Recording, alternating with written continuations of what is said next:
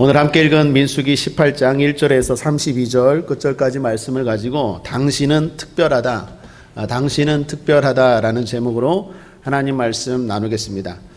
기독교 방송인 극동방송 사장님은 김장한 목사님이시라는 분입니다. 유명한 분이죠. 그런데 이 목사님의 아내분이 외국인입니다. 미국 분이십니다. 그 아들 되시는 김요셉 목사님에 대한 이야기입니다. 이분이 초등학교 시절 호녀라로 친구들의 놀림을 많이 받았습니다. 그런 가운데서 부모님의 안식년, 목회 안식년을 맞아 어머니의 고향인 미국 미시건주로 안식년을 갔습니다. 이 김요셉 목사님도 따라갔겠죠. 따라가서 공부하게 되었습니다. 그런데 미국 학교 가는 첫날 걱정이 많았습니다. 학교 가면 아이들이 날 좋아할까? 또 한국에서는 한국 애들이 또 혼혈이라고 그러고, 또 미국에서는 무엇이 문제일까요? 언어가 문제였어요. 한국에서 엄마하고 언어를 했지만 그때가 초등학교 4학년 때였으니까 영어를 잘 못했어요. 영어를 제대로 배운 적도 없고 학교를 가서 말한 것도 없고 한국말을 잘했지만, 외모는 미국 아이처럼 생겼지만 한국말을 잘했지 미국 영어를 잘한 건 아니었거든요. 그냥 엄마랑 가끔 이야기했지 주로 한국에서는 한국말을 사용했던 거예요. 그 안식년에 미국 미시건주에 가서 학교를 가려니 이게 불안한 거예요. 학교 수업 첫날 첫 시간이었습니다. 특별히 단어 수업 시간이었어요. 예를 들면 선생님이 앞줄부터 시켜요. 지명을 해요. 신승관, 또 예성, 이주연, 이승은 이렇게 지명을 하고 봄, 스프링 그러면은 단어, 철자를 이야기해야 되는 거예요. 스프링 하면 S, P, R, I, N, G 이런 식으로 수업하는 시간이었습니다. 자, 한 줄 한 명 한 명씩 가는데 김요셉 목사님이 앉은 자리가 점점 가까이 다가오는 거예요. 얼마나 불안할까요? 난 영어를 몰라요. 단어를 몰라요. 그런데 아이들 하나하나 하는데 자기 차례가 점점 다가올수록 두려운 거예요. 떨리는 거예요. 드디어 자기 차례가 되었어요. 그런데 선생님께서 갑자기 요셉아 그러면서 나오라는 거예요. 앞으로. 일어서서 단어를 말하는 것도 힘든데 나오라는 거예요. 그러면서 그 선생님이 요셉에게 이렇게 말합니다. 학생들한테 소개하면서 요셉이는 한국에서 온 선교사님 자녀야. 그래서 한국말을 잘해. 그러면서 요셉 목사님에게 그랬대요. 요셉아, 내 이름은 샤프인데 샤프를 한번 한글로 써볼래? 한글로 써보는 건 식은 죽 먹기죠. 한국에서 한국말 오랫동안 했는데, 그래서 이 요셉 목사님이 칠판에다가 선생님 이름을 한글로 샤프 썼대요. 그리고 뒤를 돌아봤는데 난리가 났어요. 아이들이 환호성을 지르고 박수까지 치면서 이집트의 상형 문자 보는 것처럼 맨날 영어 하다가 한글 글자가 신기해 보이는 거예요. 와 그러는 거예요. 그 중에 한 용감한 남자아이가 말합니다. 난 탐인데 내 이름도 한번 써봐 줄래? 껌이죠 그거야. 그래서 탐 이렇게 한글로 티귿 이거 썼어요. 그랬더니 아이들이 막 내 이름도 써달라고 졸지의 스타가 된 거예요. 그때 선생님이 이렇게 말합니다. 너희들도 선교사가 되려면 요셉처럼 다른 나라 말을 잘할 수 있어야 돼. 우리 요셉에게 박수 한번 해주자. 박수를 받았어요. 영어를 못하는 파란 눈을 가진 아이가 될 뻔한 자신에게 한국말을 잘하는 파란 눈을 가진 아이로 선생님이 확 뒤바꿔 주신 거예요. 그 상황, 그 사건이 김요셉 목사님에게 엄청난 힘이 되었다라는 거예요. 그 이후로 세상의 어떤 것들도 두려움 없이 자신감을 가지고 나아갔다라는 것입니다. 사랑하는 여러분, 사랑이 사람을 위대하게 합니다. 성도가 왜 위대합니까? 여러분이 왜 위대합니까? 어느 학교를 나와서? 중요한 건 하나님의 사랑 때문이에요. 하나님이 우리를 사랑하세요. 이것도 못하고 저것도 못하지만 잘하는 것들을 부각시켜서 얘는 이걸 잘해. 그래서 어떻게 해요? 우리를 사랑하세요. 예수님이 12제자를 뽑을 때 나다나엘이라는 제자를 뽑을 때 이런 말씀을 하십니다. 내가 너를 무화과 나무 아래에 있을 때 보았노라. 여러분, 무화과 나무 아래에 있을 때 보았다라는 것은 무화과 나무 아래에서 보통 경건 생활을 하거든요. 당시에. 그러니까 나다나엘이요, 무화과 나무 아래에서만 있었던 건 아니에요. 오늘날로 말하면 성전에서 예배만 드린 것 아니에요. 여러분도 마찬가지잖아요. 세상에서 여기도 가고 저기도 가고 때로는 죄송합니다, 가지 말아야 될 때도 가잖아요. 예를 들면 술집, 예를 들면 점집. 우리는 아니에요. 아니지만 그래도 어쩔 수 없이 일하는 것 때문에, 관계 때문에, 사람 때문에, 때로는 내 욕심 때문에 가잖아요.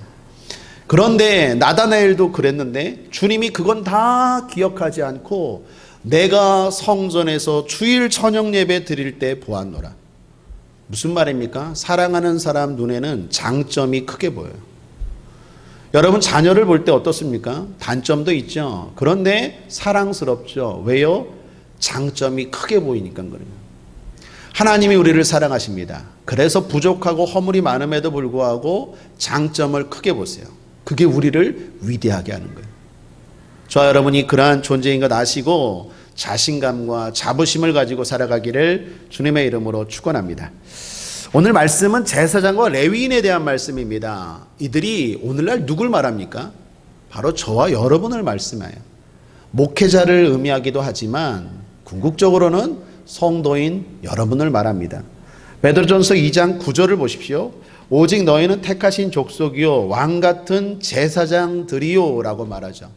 그러니까 오늘 민수기 18장에 이 제사장과 레위인에 대한 이야기는 오늘날 신약시대, 성령시대의 우리에 대한 이야기다라고 보시면 됩니다.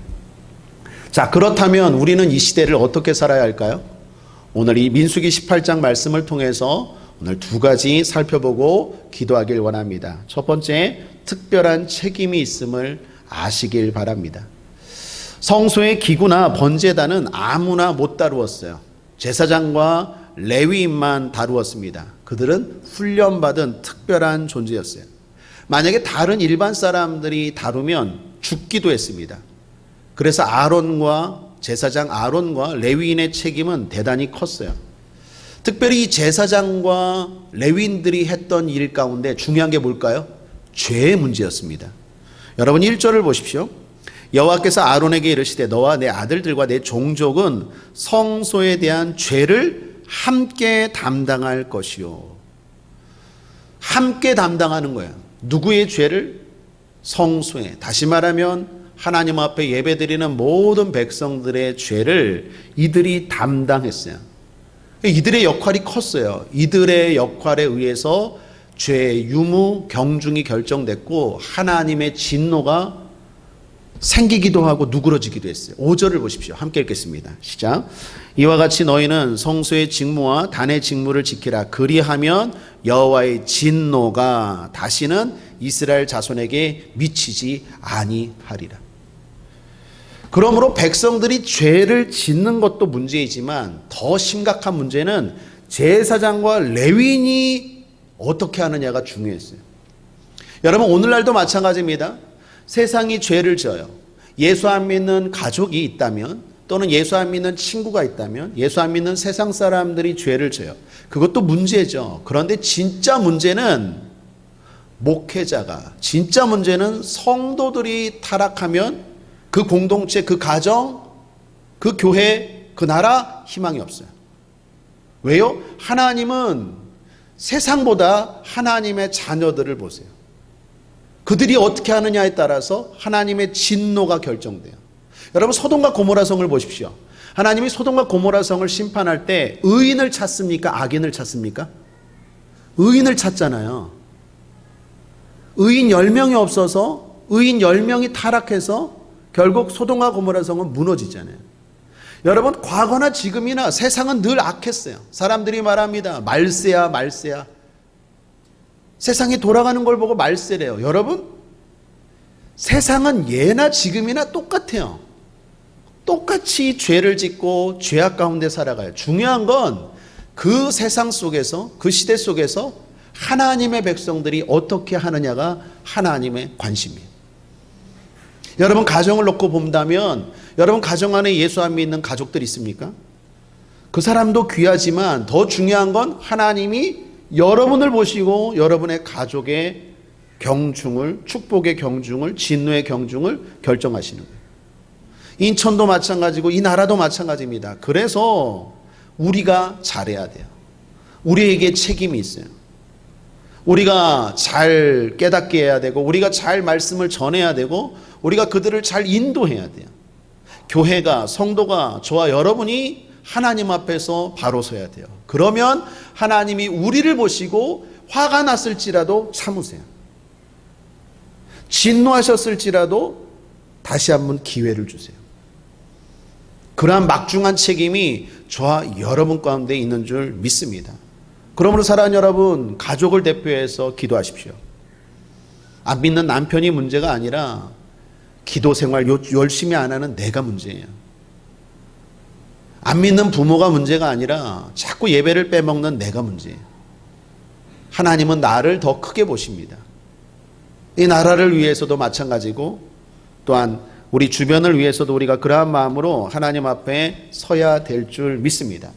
두 번째는 특별한 축복도 있음을 아시길 바랍니다. 책임만 묻는 게 아니에요. 그 책임에 걸맞는 권한과 축복도 주십니다. 6절 하반절을 보십시오. 너희에게 선물로 주어 회막의 일을 하게 하였나니. 7절 하반절도 보십시오. 내가 제사장의 직분을 너희에게 선물로 주었은즉. 따라하겠습니다. 직분은 선물이다. 여러분, 직분을 하나님이 뭐라고 말합니까? 선물로 줬대요. 직분은 부담이 아니라 직분은 선물이에요. 직분은 귀찮은 게 아니라 직분은 선물이에요. 여러분, 주일 예배 드려라, 하나님 앞에 나와 기도해라, 이건 귀찮게 하는 게 아니라 나에게 주시는 선물이에요. 봉사는 선물입니다. 하나님 앞에 내가 뭔가를 감당한다는 것 선물임을 아시기를 주님의 이름으로 축복합니다. 믿으니까 맡기는 거 아니에요? 사랑이니까 믿어주시는 거 아니에요? 여러분, 요한복음 21장에 보면 베드로가 실패했죠. 예수님을 버리고 부인하고 도망갔잖아요. 그때 예수님이 부활하셔서 베드로에게 찾아가십니다. 그리고 뭐라고 말합니까? 내가 너를 사랑하느니라. 너도 나를 사랑하느냐? 사랑한다 그래요. 그때 주님이 사랑의 증거로 하신 일이 뭐예요? 내 양을 먹이라, 내 양을 치라. 직분 주시잖아요. 사랑한다 말만 하지 않고 사랑의 주님이 사랑하는 증거로 뭘 말하십니까? 맡겨주시잖아요. 그러니까 사랑하니까 맡겨주는 거예요. 사랑하니까 성도의 직분, 사랑하니까 집사의 직분, 사랑하니까 찬양 인도자의 직분, 반주자의 직분, 기도의 직분, 전도사, 목사의 직분 맡겨주시는 거예요. 그래서 바울이요 이렇게 고백합니다. 디모데전서 1장 12절에 나를 능하게 하신 그리스도 예수 우리 주께 내가 감사하면 나를 충성되이 여겨 내게 직분을 맡기심이니. 로마서 11장 13절에도 내가 이방인인 너희에게 말하노라 내가 이방인의 사도인 만큼 내 직분을 영광스럽게 여기노니. 그러니까 하나님의 비밀을 아는 사람들은요 직분을 귀하게 여겨요. 성도됨을 귀하게 여기고 목사됨을 귀하게 여기고 하나님 앞에 직분을 맡은 직분을 감사하고 영광스럽게 여기더라라는 것입니다. 오늘도 그렇게 알고 그것이 귀한 것임을 알고 그것이 나를 복되게 하고 하나님의 사랑임을 알고 충성되게 감당하는 저와 여러분 되기를 주님의 이름으로 축복합니다. 직분만이 아닙니다. 복도 주십니다. 한마디로 책임져 주세요. 감당하라고 해놓고 뒷짐지고 있는 게 아니라 감당할 수 있는 모든 것들을 책임져 주세요. 자, 오늘 본문에 보면 제사장들 생활을 책임져 주십니다. 어떻게 합니까? 9절을 보십시오. 지성물 중에 불사르지 않은 것은 내 것이라. 그들이 내게 드리는 모든 예물의 모든 소제와 속죄제와 속건제물은 다 지극히 거룩한 즉 너와 내 아들들에게 돌리리니. 하나님께 드린 예물 있죠. 하나님께 드린 헌금, 이거 제사장들 쓰라고 말하는 거예요. 생활 책임져 주세요. 레위인들도 마찬가지입니다. 백성들이 11조를 드렸어요. 그거 가지고 생활하래요. 21조를 보십시오. 21절 함께 읽겠습니다.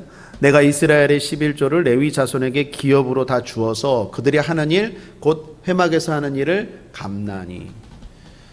하나님의 자녀들, 하나님의 일을 감당하는 사람들, 하나님이 절대로 굶기지 않으세요. 부족하지 않게 하십니다.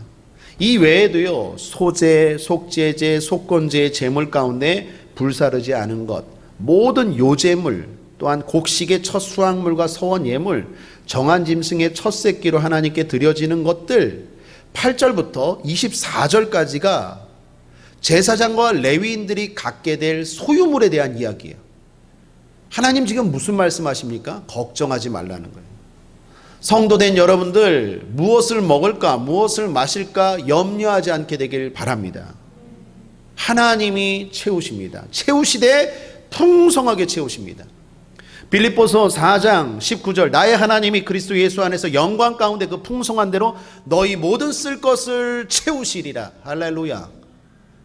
여러분, 주님 앞에 믿음으로 살아가면 걱정하지 마십시오. 목사와 전도사만이 아니에요. 여러분 모두도 하나님이 채우십니다. 부족함 없어요. 채우시되 풍성하게 채우실 뿐만 아니라 저는 이게 더 좋아요. 좋은 것으로 채우세요. 좋은 것으로. 여러분 12절을 보십시오. 함께 읽겠습니다. 시작. 그들이 여호와께 드리는 첫 소산 곧 제일 좋은 기름과 제일 좋은 포도주와 곡식을 내게 주었은즉. 허접한 거 주는 게 아니에요. 주의 일 감당한다고 아무거나 먹어라. 먹고 하늘나라의 영광 바라보면서 그냥 주는 대로 먹어, 이 얘기가 아니라 제일 좋은 것과 제일 좋은 것, 두 번이나 강조해요. 한번 따라하겠습니다. 신앙 고백할까요? 주님이 나에게 풍성하게 제일 좋은 것으로 채우신다. 믿습니까? 자부심을 가지십시오. 걱정하지 마세요. 이건 다시 말합니다. 목사인 저와 전도사님에게만 주시는 말씀이 아니에요. 사역자들에게만 주시는 말씀이 아니에요. 이 시대에 제사장 된 성도에게 주시는 말씀이에요. 우리에게 책임이 있어요.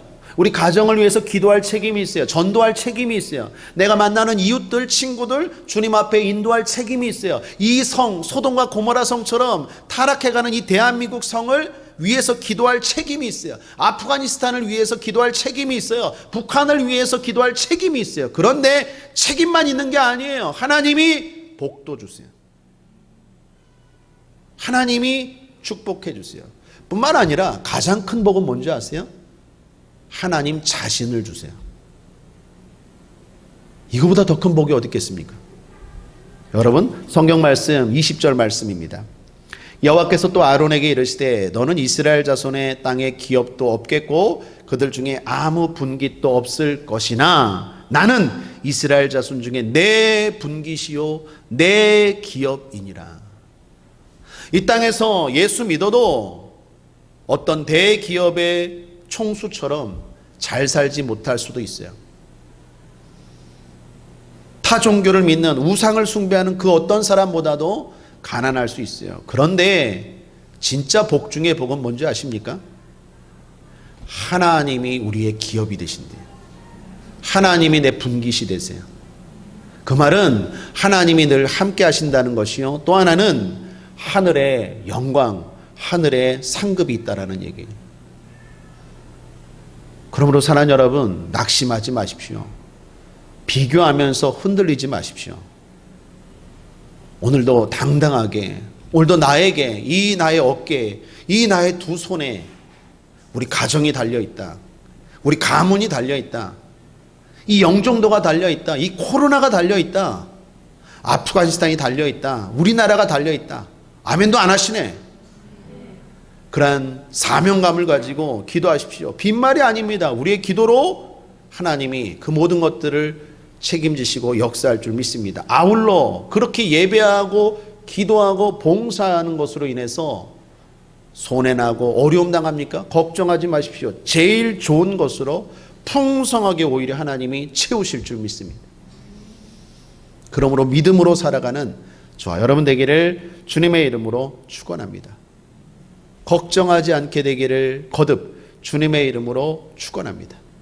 어려운 일이 있습니까? 힘든 일이 있습니까? 그 가운데서도 하나님께 영광 돌리며 희망을 가지고 살기를 주님의 이름으로 축원합니다. 한 가지 이야기하고 마치죠. 세계가 존경하고 사랑하는 지휘자 토스카니의 이야기입니다. 이번은 원래 지휘자가 아니라 첼로 연주자였답니다. 그런데 심한 근시였대요. 눈이 안 좋아요. 그러니까 연주할 때 눈이 안 좋으니까 악보를 제대로 볼 수가 없었답니다. 그런 어느 날 그가 속해 있던 악단의 지휘자가 병원에 갑자기 입원하게 되었어요. 그러니까 단원들 중에 누군가가 지휘를 해야 되는데 지휘를 하려면 다 알아야 되잖아요. 그러니까 누구를 시키지 하는데 토스카니를 시켰대요. 왜요? 이 사람은 눈이 안 좋아서 모든 걸 다 외웠다라는 거예요. 그러니까 이 모든 것들을 지휘할 수 있었대요. 그게 계기가 되어서 첼로 연주자에서 세계적인 지휘자가 되었다라는 거예요. 사랑하는 여러분, 우리가 살다 보면 안 좋은 일 있죠. 눈이 안 좋은 건 좋은 겁니까? 안 좋은 겁니까? 그것 자체만으로는 안 좋은 거죠. 그런데 하나님이 하나님의 손 안에서 오히려 그것 때문에 더 나은, 더 좋은 삶을 주시더라는 거예요. 좋은 환경만이 좋은 결과를 가져오는 건 아니에요. 가장 좋은 환경이었던 에덴 동산에서 아담은 무너졌어요. 안 좋은 환경이어도 내가 하나님의 사랑을 받고 믿음으로 살겠다라고 살아가면 여러분에게 있는 약점들, 여러분에게 있는 좋지 않은 환경들이 오히려 여러분들을 더 높은 곳으로 더 위대한 일을 감당하는 사람으로 바꾸어 주실 줄 믿습니다. 결론입니다. 오늘 주일 낮 예배처럼 믿음의 사람들은 늘 기쁨, 늘 감사, 그저 감사, 그저 희망, 그저 긍정 따라하겠습니다. 좋은 일이 일어난다. 기도하겠습니다. 좋으신 하나님 아버지 감사합니다. 그렇게 살아가는 이 시대의 제사장들, 레위인들 되게 하여 주시옵소서. 감사드리며 예수님의 이름으로 축복하고 기도했습니다. 아멘.